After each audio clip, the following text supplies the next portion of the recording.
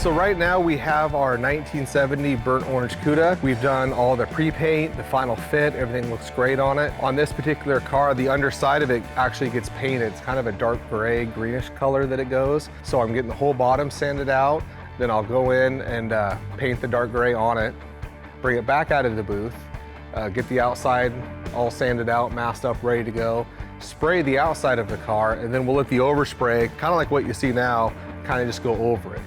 So it won't look that good, but that's the way the factory did it on this particular car, and that's how the customer wants to keep it.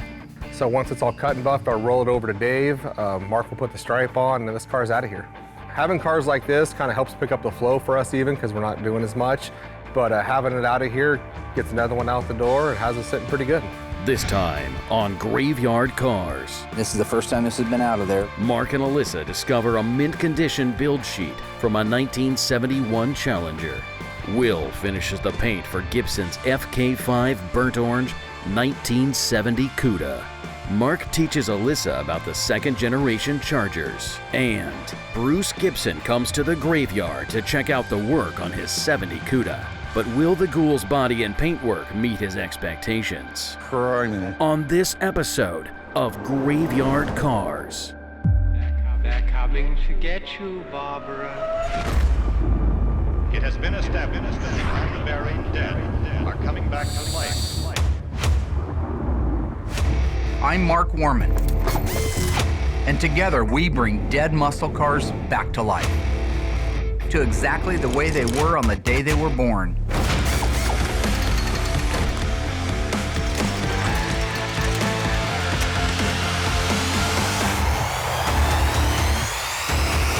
This station will remain on the air day and night. In case you missed it, Mopar master Tony D'Agostino from Tony's Mopar Parts came out to help Mark decide the fate of 3 mistreated Mopars. Despite its terrible condition, the Super Bee will be restored because the owner got the car as a birthday gift from her dad, making it one of a kind. The 71 Roadrunner will be sold as is.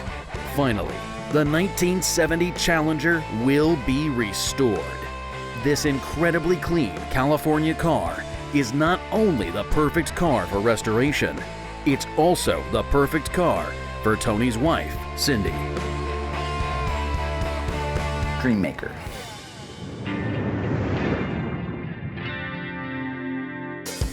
So this is really cool. The guys have been disassembling our 71 Challenger RT. This is a plum crazy car. Really nice, clean, one paint job type of survivor car. I mean, just to give you an example, and I'll talk about the build sheet in a minute. Just look at the condition. They look like they've been restored already. Yeah, absolutely. It's amazing. Look at the condition of that original material. Is that just beautiful or what? What year is this? 1971. So these are from 71. Yeah, those are Wow. from 71. But what I wanted to talk about was the broadcast sheet that's in here. Now, I had you try to decode one a while back, and there was nothing left of it. This is the most mint condition broadcast sheet I've ever come across in my history. Because look at the rest of the condition of the seat, right? It's mint. Everything is beautiful. Just a little bit of staining down here on this apron area, and the rest of it's like new. So here's this build sheet, which is perfectly in there. This is how they did it at the factory. You might have found this build sheet, broadcast sheet, in the backs of one of the front seats too. The 71 seats, they have a clamshell that goes on the back of them. They could be in those. Now, I already checked and there isn't one. So far, the only one we found is this one here. There also could be one taped to the back of the glove box. There can be up to 4 of these, even maybe more in some cases, but I found 3 myself in one car. I've also found where they don't match the car. That's going down the assembly line, that this gets stuffed into the wrong seat, another Challenger but with a different VIN number, and you end up with somebody else's. That's why there's online sites about, hey, help me find my broadcast sheet, because we may have the wrong one here. I've checked it, it's not. But it could be the wrong one for this car, but the right one for somebody else. Oh wow, that's cool. So I just wanted to, this is such a birth certificate to the car. This nomenclature validates everything on the car, and in some cases, if it was a Hemi car and big dollar cars, this can add thousands to the value of the car because it is a birth certificate. We don't want to tear this. Yeah. And I want you to lift this one up with your right hand. Okay. Then I'll lift this one up and I'll try to shimmy that out from underneath it. Okay. So get up. Don't worry about hurting the spring because you won't hurt it. Then I'm going to pull this up out of the way. And this is the first time this has been out of there, literally. It seems Wow. fake because it's so mint, but look at that. And when you get it out, you can actually see the marks from the seats. That's one thing that it's hard to duplicate that. There was some of these going around that were fakes, but they were way too nice. This is the most mint condition one I've ever seen in my life, and you can see that the metal has burned its way through in these footprints. And so the rest of the whole Carz story is on this page. So I want you to take this and lay it out nicely. Don't rip on it.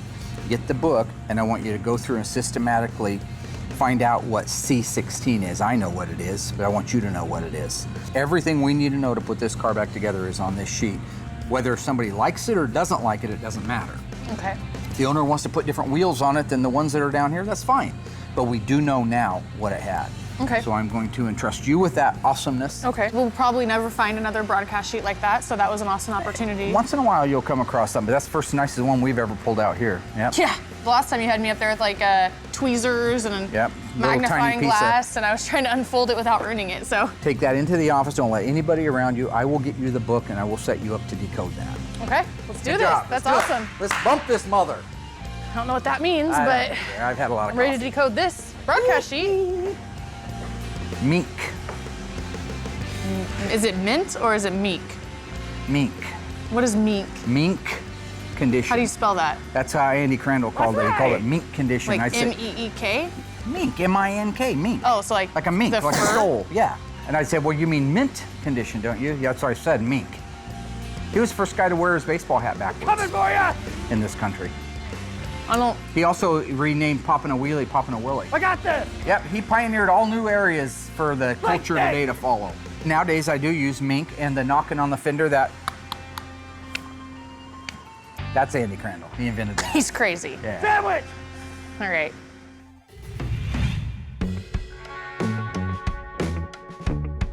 Here we are. Today is the final paint day on our 70 burnt orange Cuda.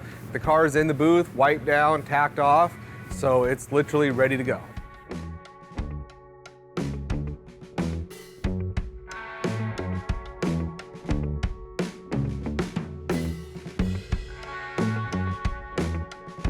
It's nice to see him actually spraying the burnt orange Cuda. He's a little tired, kind of dragging his wagon today. I'm tired. Go ahead. A little bit grumpy, but you know, that's Will. Kind of expect it day-to-day basis. And I get the paint gun hooked up, I'm ready to go, and there's a moth. And it literally flies right over the fender to the other side of the booth. And it went in this little corner, and I couldn't step on it. So then I got nervous because you have to kill it right then and there. So what I did is I just took the tripod off the camera, even though it was still running, and I just started kind of jamming it. But we killed it right before I even started painting, so it worked out good. But we're trying to make headway. He's doing the burnt orange, trying to do the blocking on the firepower here. So, you know, trying to make sure Will doesn't get a day behind, because I was already a day behind on it. So we're keeping him, you know, going forward. Just kind of keeping the ball rolling. How many coats are you putting on the burnt orange today, Will? Well, it would only be a couple, but then all your areas we got to go back and fix the breakthrough Right. spots. So it's going to take 4 or 5 to cover the breakthroughs. 4 or 5. And then 3 over the whole car. Yeah. Is that normal, 4 or 5? Or is it just on breakthrough spots? The color sucks, so Yeah. it's a long process. I'm going to try to have it done by lunch, Okay. but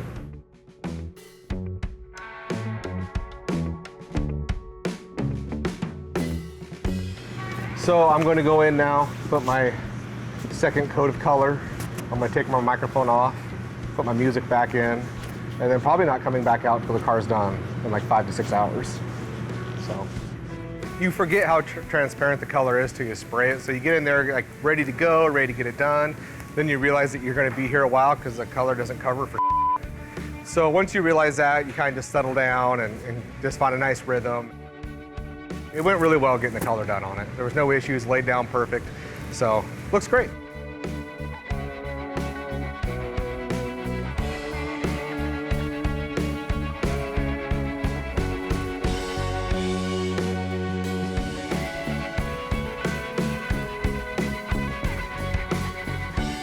Will lays down the final coat of clear on the Cuda.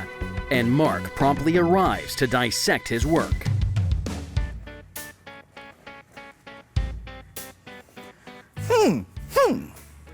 So I'm getting ready to do the cut and buff on this car. We got the paint work all done.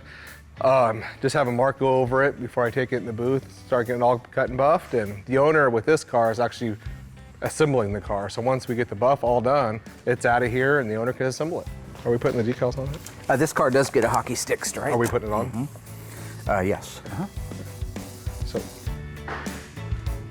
So once the cut and buff is complete, we will put the decal on, or Mark will. He's really, really good at that. So we'll put the decal on and put a couple parts and pieces on it and ship it out to the owner. What are you doing? This is how I check the reflective value of the paint. That paint should reflect exactly like a mirror, a color tinted mirror. Well, it'll reflect a lot better once it's all buffed out. Yeah, but at this point I have a scale for pre-cut and buff. I should be able to read all the serial numbers. So anyways, yeah, get the cut and buff done, get the decal on here, hang the hood, hang the deck lid, get this thing loaded up and get it back to the owner. 73964 Mark painted this color peel 7. on Mark painted this color on the Charger that we did, and the car looked great. The one I did was perfect. It was Messiah-ic. That color on this car, I think, looks way better. Color looks. I didn't know Sunkist painted these cars, but that's all right. All in all, that's car right. looks great. Get it buffed. That's all right. Get it out of here. Resistance test.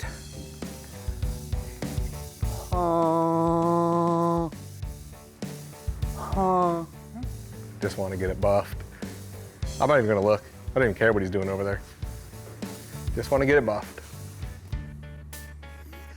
What tip are you shooting with, sir? I'm gonna guess you're shooting with a 1.4 or 1.6. I'd recommend with the 2021 going to a smaller tip, maybe a 1.3. Over reducing 4%, not 5, not 6, not 3, 4%. That's gonna get you the finish that my 70 Charger Burnt Orange FK5 426 Hemi 4-speed A34 Super Track Pack over black interior, one of only 56 made, came out like. The one you painted 3 times? Because third time is a charm. Why are you Nicely laughing, done. you crazy nervous fool? 3 times is the exact number for perfection. All right, so where are you at right now? You've got our Weiss book out. You started decoding. Here's our broadcast sheet, our sacred broadcast sheet. Okay. All right. So I was able to do everything except for I wasn't able to do the second and third column. I've decoded a couple broadcast sheets prior in the past. This was definitely the nicest one, the most legible. Dave Weiss's books make it really easy to decode it. You just go down the list. In the book, the codes are in alphabetical order. And you just see which one correlates with the broadcast sheet, and it's pretty simple. So starting at the top, the sequence code, the vehicle order number, this is the number in which it was ordered. It had gotten assigned to it at the beginning of the assembly line. This is the actual VIN number itself, so you see that. But that's basically the gist of it, is everything is there, and it looks like you've done a good job of decoding it. This is really good for her to know, and I think Alyssa's doing a great job. Beautiful. So you did a good job. What are the wheel covers? What is W21? Is that a road wheel, a Magnum 500? A rally with trim rings. Yep. Yep. That went really well. This is a great opportunity to teach Allysa more points of detailing. The things that can make a car go from a $50,000 car to a $150,000 car resides in how they were built. You get that? Mm-hmm. If it's not on that sheet, then it doesn't belong on that car. No exports. Good job. Cool. Nice. Decoding the broadcast sheet. Make sure that goes in a file and is protected, and get color copies of it too. Okay. In case anything were to happen to it. Okay. Good job. It's just a learning curve, you know? So the more that we can do, the Be like more, me trying to learn DJ, ZZ, Boo Boo, and Baba, and Double Nickels, and all those rappers. I don't understand any of those guys. Okay, I got a real job to do now. Oh, thanks. Right now I'm heating the back of these up, trying to get the glue to loosen up a little bit so I don't break them when I take them out. But the camera guy really wants me to break them, so that way we can go upstairs and see the nice parts room. But I'm still going to try to save them because I know that's what Mark would want. I'll have the car completely done this week, put back together, washed up. I don't want to break them. I try to save Mark money. You guys cost him money.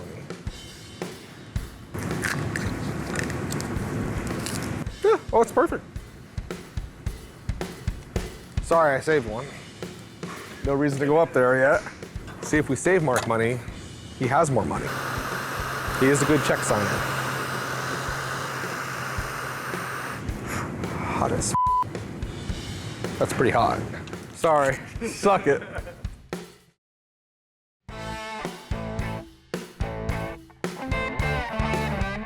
Class is in session. Professor Mark Warman teaching the class. Allysa, students, bear with me and do roll call. Warman, Allysa. Here. Okay. What we're going to do today, class, is we're going to talk about the second generation of Dodge Charger, the most popular generation of the Chargers, which are what years? 68 through 70. Very good. Made famous in film, the 1970, the movie Fast and Furious, the original car at the end of the movie that popped the wheelie. You guys call it a wheelie, we call it wheelies, but you guys call it wheelie. The 1969 made famous in what motion picture? Dirty Larry, or You're close. Dirty Harry, Crazy Mary. Yeah, Dirty Harry, Crazy Mary, right? Clint Eastwood drove one of these when he told somebody to make his day. Dirty Mary, Crazy Larry. And the 1968 Dukes of Bullet, Hazzard. Steve McQueen. Oh. All right, what I want to talk about are the differences between them. First of all, did you do your research on the number of cars that were built per year? Yes. Yes. So I'd like to ask you, in 1968, what is the total number of Dodge Chargers? This is everything.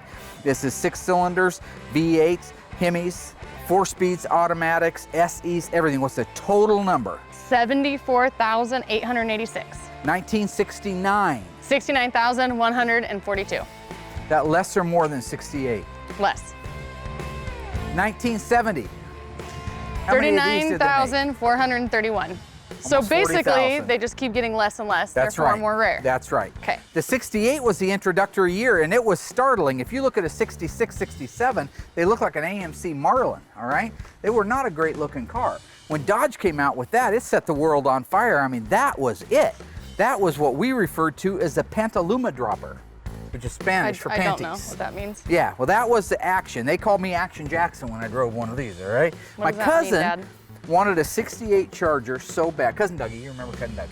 Yeah. Cousin Dougie wanted a 68 Charger, couldn't afford one, so he decides he's just gonna end one and total it and have to buy it because he had no insurance. Weird Does way that make around it. sense? It makes no sense at all, but that's Cousin Dougie.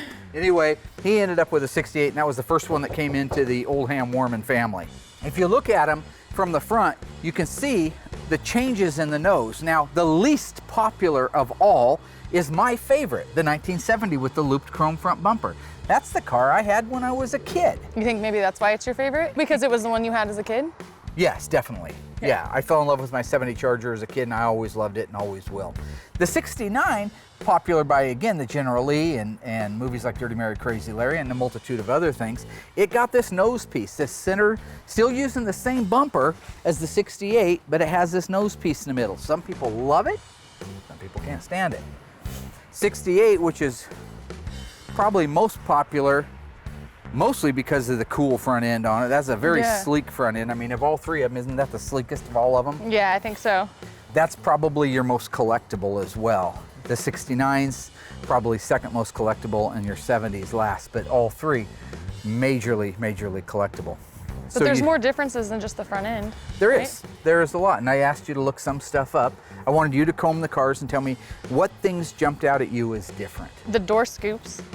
Okay, in 1970, they used the same door as they did in 68, except that there is a modification from 68 to 69 in the doors of where they put the door lock knob. If you look at this, see how far back this door lock knob is? It was uncomfortable to reach it. Oh, Look in yeah. 69, they moved it forward. Yeah. But the rest of the doors are identical. And of course, they kept this nice convenient spot for the 1970. The Yeah. two doors outwardly look the same, but you did get that cool scoop, which was one of my favorites. My car Yeah, was like not that. an RT, but I wished I would have had those. But that's right, that's observant. Look at the side markers. Look at the shape and the finish on the side markers. 1970 It's getting more bigger. elegant. It's an elongated side marker. It's chrome. 69 see, I is- didn't know if that's an option to do chrome on that or no, not. Or chrome was it? wouldn't have come. It came painted. So that, again, a little less sexy. Also, there's no light in this. This is just a reflector. Oh. That's the first illuminated one. Back over to here, Doesn't. 1968 Dodge Charger has the round one. Again, most people think is the coolest looking of all of them because it's sleek, it's less is more, that Yeah. kind of a thing. Before we jump to the interior, just real quick, looking at these three cars, which one do you think is the coolest looking back end? Well, I mean, it's a matter of personal preference. Personal preference. I mean, those kind of, I like the retro round. It kind of reminds you of like the Firebirds and They the. weren't retro back then, but they were cool back Yeah, then. yeah. I like those, but I mean, I actually kind of like the 70.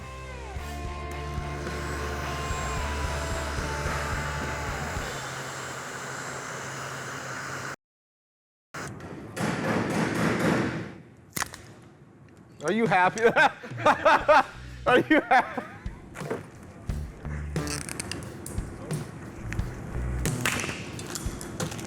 Okay, one broke. So now, since your wish came true and we broke one, I'm going to head upstairs and go to where our light assembly parts and pieces are and grab our brand new box of them because we stock everything. So as you can see, it's all nice and clean, neat and organized. We have all of our extra like bezels and we have, you know, other little ones here in case one break. But for some reason, we actually have a brand new box here. So it's our brand new box that's got 2 orange ones and 2 red ones in it. So I'll take these down, put them on my toolbox for now, get the bezels painted, and then stick these in. This is all of our stuff that can't be replaced here. You know, all of our door moldings and quarter interior moldings. This is everything Mark kept that's valuable. Well, I'm glad to get back to work.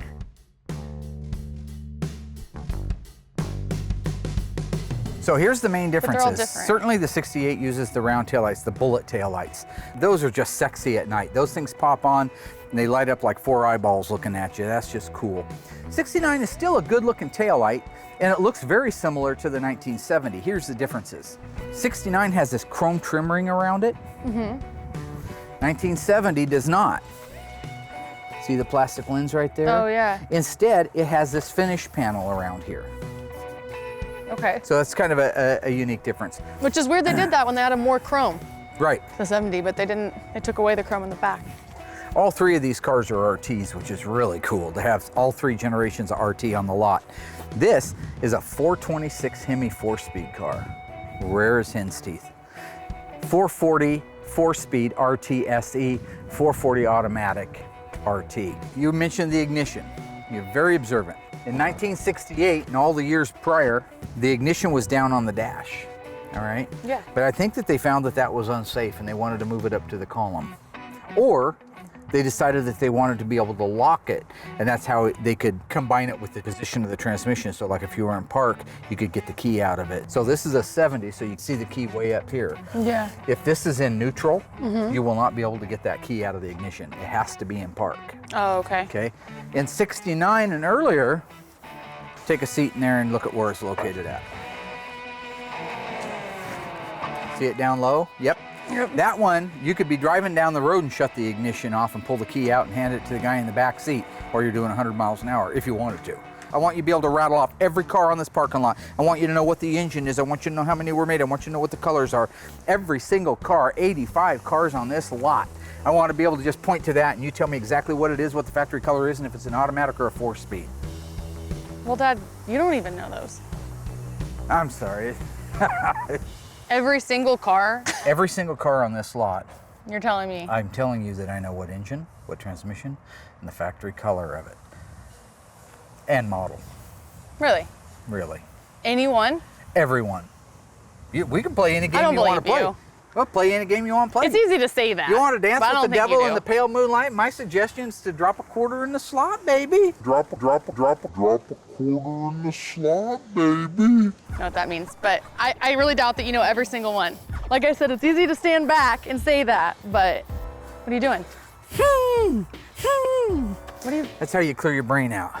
That's Let's see it. 71 Dodge Demon 340 automatic EV2 Tour Red with an orange and black interior automatic transmission. Fact checking, 71 by the way. Dodge Challenger RT 383 automatic factory N96 shaker hood and FC7 plum crazy purple. 1970 Dodge Challenger RT 440 Chrysler automatic transmission on it. Actually has the original 440 6-barrel 4-speed from the factory, but it's had an automatic 1968 Plymouth Roadrunner, 69 Dodge Charger Daytona, 440 6-pack automatic Dana rear end, and a 1971 Charger 440 automatic. I can go all day long, Jack. What do you want to do? You dart me into the middle of Vietnam and I'm going to come out with a pizza. You made your point, but still, when's my birthday? I don't know. When is your birthday? Are you serious? I don't know. You know, It's in March, cars right? on this lot. It's when? March, right? That's Mom's birthday. I knew it was something. So I got the whole car sanded out right now. Did the undercoating just in the wheel wells because that's My what Curious George. that's what's called on this car. Instead of the whole bottom being undercoated, it's just Adam? the wheel wells. And then I'm going to buff it out, Grandmaster get it all Ryan. polished up, looking nice, and then get it over to you because this car gets the hockey puck stripe. Oh, it's a hockey puck? I like that a lot Hockey better than a stick. hockey stick. Well, the same thing. So it's just a little round puck right here? Yeah. and Is it? What else does it call out? It's like, maybe it's the Serenity Prayer or something inside of it. I don't know. So I'll get it over it's to a you, hockey stick. and then 'Cause you it's get shaped the like a hockey stripe stick. on it. Like Happy Gilmore. No. Wow. 355,000 I'm not yards. putting the Well, we did billboard the on. first one that didn't work out so good. Exactly. Right. Exactly. And then you did the Roadrunner. Why are but you looking at me like that? I'm not doing anything. You did the convertible Roadrunner. That came out nice. Oh, you're doing the hockey? Awesome. No, I'm And then- not. I'm not doing any more Well, no, but billboards. I you decided you just did this. You're doing them. Okay, cool. What are you talking about? You're doing the hockey stick. No. Is that right? She No. just said she's not doing it. Well, I'm not. She's got more You guys experience are than more I do. trained at it. I've No, worked with she's both of got all y'all. she's got more training than I do. You didn't bring me She over. doesn't. You've been doing it for 30 years. I'll just get the car done, get it over to Allysa on one of her days off, then the car will just sit there. Then Mark will just go by and be like, Yes. God, yeah. So take a couple extra days off. That way he just. You know what? Just text me in the morning. Oh, there you when go. You know it's going to be in my department, and then I'll be sick. Yep, sick. Beautiful. You started working for me when you were 6. 6? 6. And you're 50 You dropped out now. as well? Yeah. His parents bought his diploma. Oh my, what is up with you? Why do you say that about people? So I'll have this wrapped up Yes. too. Give me another day or two, and then I'll get it over there. I'll get it all wiped down. Then you can. I already told you I'm not doing the billboard. Why are you guys afraid of it? It's not a billboard. Why are you afraid of it? I'm not This is- we don't doing do any more decals decals. and paint. So what department is it that does decals here? Yours. I have an I idea. don't have a department. Yeah, you do. I'm everywhere. I'm omnipotent. How about you guys do Sorry. rock, paper, Here's scissors? something else. Didn't get that out I there didn't at get Thurston, the did M. you? I got the impotent part. You guys could do it old-fashioned and do rock, paper, scissors. Yep. Okay, Best I'm 2 mad. out of 3. Not impotent. Obviously. Where'd she Well, come that was a from? long time ago. That was 25 years ago. 24? 25. years. 25 years ago. So. Oh, I was the machine 25 years ago. Oh, that was my name, the machine. Oh, God, here come the machine. So 2 more days, Alyssa. Grab your panties, No. here I come the don't have this machine. over there for you. He has a spell. You'll do good. I just spray on stuff. Spray. God, Spray. Dad. Like a tiger in the So woods. embarrassing. Out trying to get some stuff, you know what I'm saying?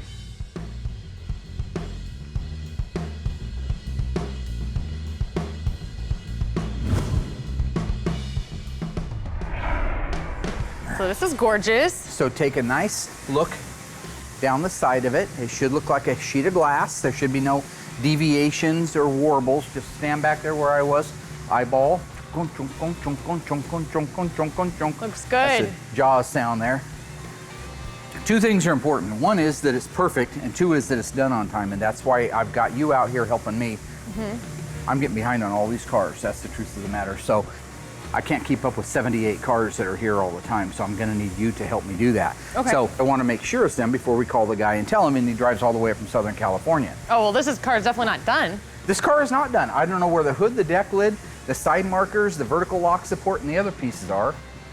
Like at all? No, I don't know why they're not in the car. I assume they're down there and they're painted. Okay.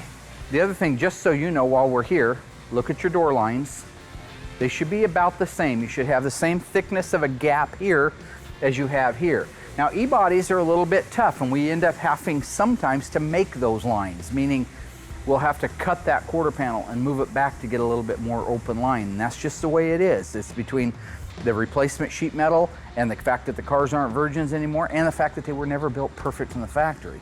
But when we're done, that is a really nice set of lines right there. Yeah, that looks really good. So here's what we're missing. We're missing a hood. This is a Shaker N96 car. Okay. What's the alphanumeric code for a Shaker in 70 and 71? N96. November 96. Side markers. Now you'll notice that this upper cowl is blacked out. Yeah. You know why that is? No. It was mandatory on all of this 1970 Cudas that they get blacked out up there, unless it was black or I think B7 blue, because that was darkened. They didn't want to see body color through there for the same reasons they didn't want to see body color through the grill. So if you stand around there and look, you see all this is blacked out? Yep. They don't want you looking through those and seeing body color. They want it to look like it goes forever, just like a dark shadow. So that's why that's blacked out, and that's why the cowl's blacked out. 71, they didn't care. They pulled that out. It's no longer mandatory. I've just finished painting everything for the car, minus the hood and the header for it. Those are our final two parts. Since the car is over at Dave, my part's already done with the body of the car. So we're just waiting on Mark to put the hockey stripe on it. The hockey stick? Whatever. Hockey stick stripe. He's still got to put that billboard on, decal on. And then in the meantime, I'll get the header painted and the hood painted, and the car's done. The paint's not real fancy on this as far as a high metallic or hard to spray. You know, it's orange. We'll do it in a single stage.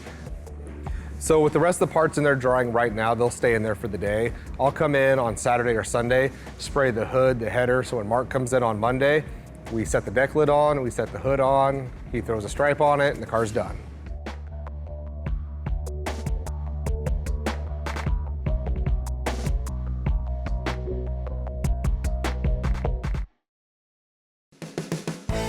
After months of bodywork and a beautiful paint job by Will, it's time for Mark and Allysa to install the iconic hockey stick stripe on this FK5 1970 Cuda. This is the final step before Bruce Gibson arrives to pick over and hopefully pick up his passion project. I've been working with Allysa a lot lately on things around the shop. One of the things I'm hoping that she'll be able to do more of and I'll be able to do less of is the installation of the graphics. Nobody wants to do them. They're tough, they're easy to make a mistake, they're expensive, and I'm difficult to get along with when you do any of those things. So I'm training the one that I can pick on the easiest. Right? Lucky me. No labor laws when it comes to family. No, I don't think that's true. I think it is. Anyway, we're getting ready to put the hockey sticks on the 1970 Cuda. Before we do it, before we start putting them on, I know basically where they go, but we have a 1970 Cuda 383 4-speed car out back that's all original paint. It's Touareg car, EB2, you knew that. Yeah, of course. And it's an original V6X car. So we can go out, let's take, you got your notepad, good girl. Okay. So stand back here and soak it in.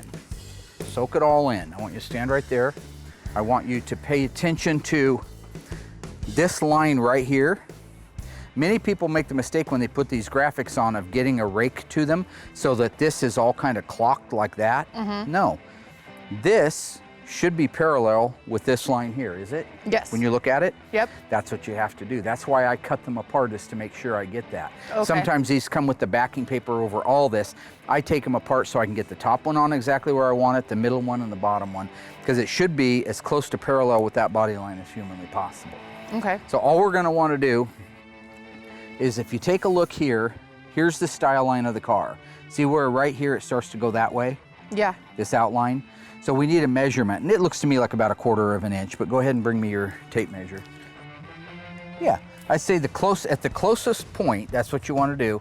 At the closest point at the back of the hockey stick is 1/4 of an inch from the style line. Let's go into the middle of the hockey stick, from the top of the quarter to the hockey stick, just above the last 3. And then at the front, at the very, very, very, very, very front, we've got 1 inch from the style line. So we put this one at 1 inch, we put this at 7/8 of an inch, and then we build the rest of them around it. Alrighty, so let's open the door. What you want to do is, this decal is going to sit off the end of it, and you don't want it sitting on the door where it could get stuck down. It just needs to free float out here. Okay, I remember that from the other ones we did. All right, so I want you to put me a piece of tape at the 1 inch mark. Okay. All right, is that good? It's a little crooked. Okay. And then we had the hockey stick.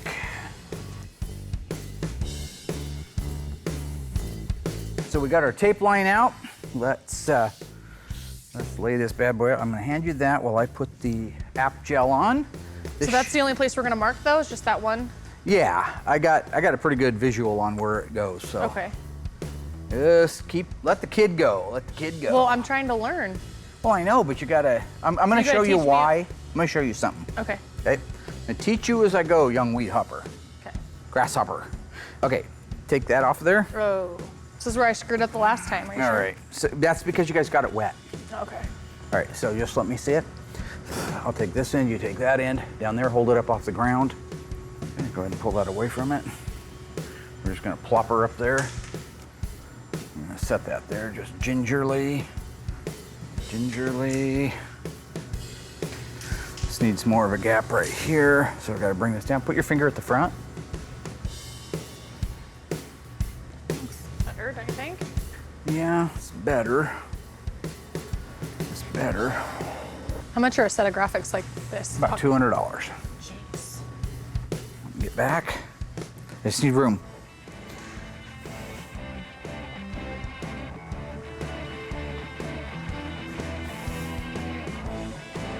Kind of scared to help.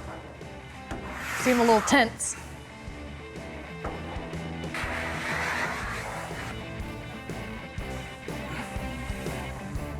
Okay. I think it looks good. All right, so if the next thing that came in would be the 440, see what it fits like in there. How the numbers fit. That's nice, that's pretty close. Yeah, I think it's just above that style line.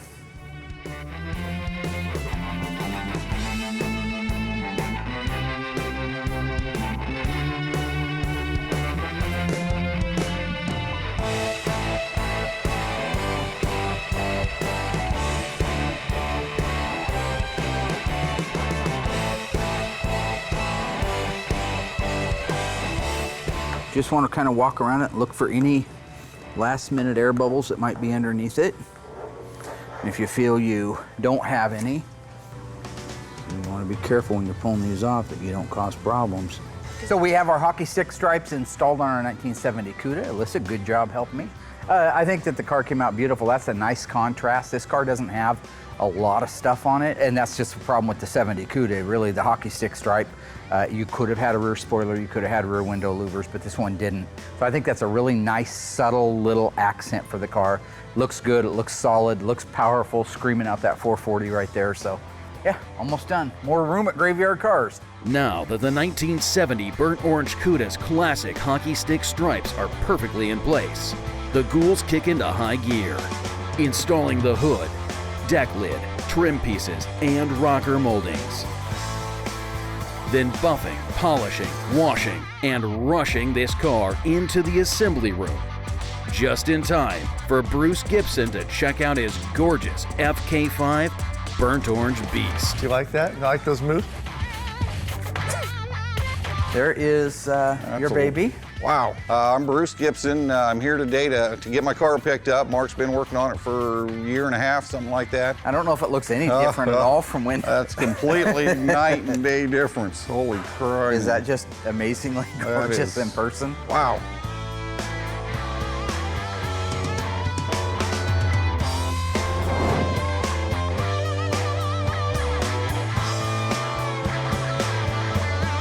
It was a driver car. It was in decent condition to look at. We knew it had a little bit of rust in the trunk, so I stripped it on down. Upon getting it stripped down, it turned into a lot more than what it originally was. But it was still a V-code Cuda, 446 barrel, 4-speed track pack car, so with a shaker, so a pretty special car to begin with. That is beautiful. Sometimes pictures look great, but then you get in person and they say, wow, it actually looks better in person than it did in the pictures. How you doing, Bruce? That is one fantastic, beautiful car. Yeah, we got great lines on them. These are always tough, you know, because the header panel kind of isolates you to what you can and can't do. But right now, the way we've got everything adjusted, you won't have to do any door adjusting, hood adjusting, or deck lid adjusting. That's what I was hoping for. We load the door up just a hair, so when you open it, it comes up a hair. That way when you get your door glass and everything in and it's settled, it'll just be a beautiful. Wow, that's stunning, that paint job on there. I watched the episode where they sprayed out the color for the FK5 on the Hemi Charger, and that really sparked my interest because it seemed like everybody, I've seen a lot of these FK5 cars and they just don't get the color right. This one was a repaint and it wasn't right. A lot of people say, why are you painting them twice? And this is why, the end result. The first one you get to see all your flaws, all your problems, anything that can bite you, but it also lays down a substrate that is better than any primer in the world. Clear Coat's the best bridger in the world. So then you come back later and sand it with 400 on a long block and lay out a beautiful base clear. It doesn't shrink in, it doesn't shrink back, it just glows. And that's how you get that mile deep look. Yeah, on this car. Yeah, that's beautiful. Beautiful. You know, I've been drawn to the six-pack motors. A friend of mine had one and grew up with it, and so then I started looking for a muscle car and then started looking for a six-pack or six-barrel car, and finally stumbled across this one, and so it's evolved to this stage now. So fender tag on it. Yep, got your fender tag. One screw painted, one chrome. They're the original stainless because they rolled that up when they painted it. That's your original tag. Absolutely beautiful. Mark's been great to work with. Really been excited about the process. Just fantastic the way he handled everything and the way the transition went down. Just really pleased with it. The underside of it, this is the first one that we've done also in the gray. Sure, It's leaving overspring. Yeah, that's what I was wanting, put it back to as original as we can. Yeah. So I'm into the whole numbers thing, date codes on everything. Yeah. It's amazing how many date codes are on this car. When I watched your episode a couple weeks ago, you were showing the Hemi carburetor and the part number and the date code and the fuel pump, and I was like, now he's talking my game. Right, right. That's the world I'm living in, so I really found that. And that's what, if you've got a real thoroughbred like this, that's all numbers and it's a real six-barrel car and four-speed and all that, you do want to take that time. Yeah. You definitely want to take that time.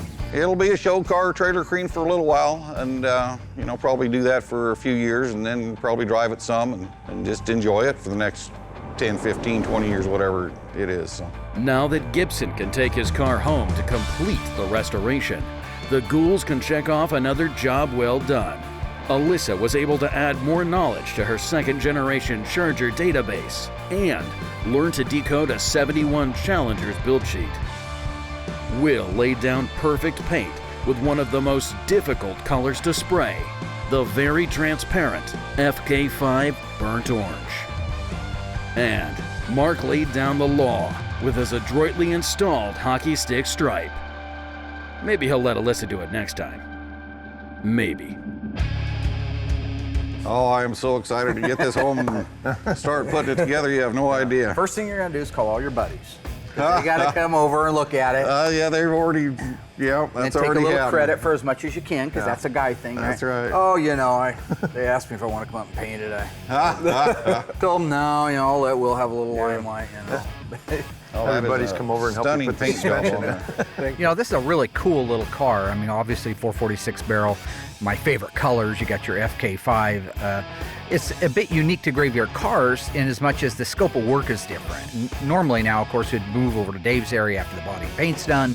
It would get the final assembly on it, engine, drivetrain, interior, everything would be built out, and we'd finish another person's dreams. In this particular case, Mr. Gibson wanted us to build the foundation for it, do the body and paint, the stuff that we're so well known for, and then he's going to take it himself and finish the build out. As for me, in some ways it's a good thing because it's another set of taillights down the road and more room at Graveyard Cars.